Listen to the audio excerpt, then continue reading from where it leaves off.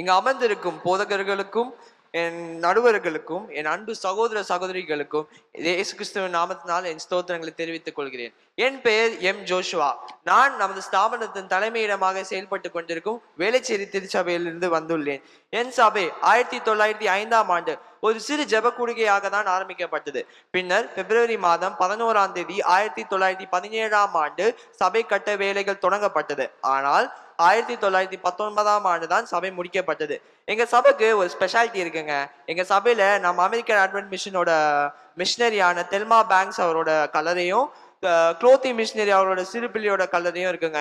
வேளச்சேரி பகுதியிலே ஃபர்ஸ்ட் தேவாலயமாக இருந்தது அட்வென்ட் கிறிஸ்தவ திருச்சபை தான். அதே மாதிரி நம்ம ஸ்தாபனத்துல 2வது திருச்சபையா இருக்கிறது நம்ம அட்வென்ட் கிறிஸ்தவ வேளச்சேரி திருச்சபை தான். ஃபர்ஸ்ட் திருச்சபை நம்ம கிண்டி திருச்சபை.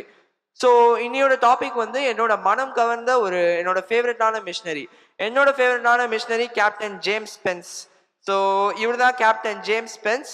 இவர் நம்மளோட நாட்டவர் கிடையாது. அவர் அமெரிக்க நாட்டவர். 1880 இராணுவத்தில் கேப்டனாக இருந்து தனது 45வது வயதில் ஓய்வு பெற்று இந்தியாவிற்கு தனது குடும்பத்துடன் வசித்து வந்தார். இவர் 1882 வேதாகம கொடி, அதாவது ஆங்கிலத்தில் பைபிள் பேனர் என்ற ஒரு பத்திரிகையோடு தொடர்பு கொண்டு தென்னிந்திய மொழிகளான தமிழிலும் தெலுங்குலையும் இந்த பத்திரிகைகளை மொழிபெயர்ப்பு செய்து மக்களுக்கு ஃப்ரீயா விநியோகித்தார்.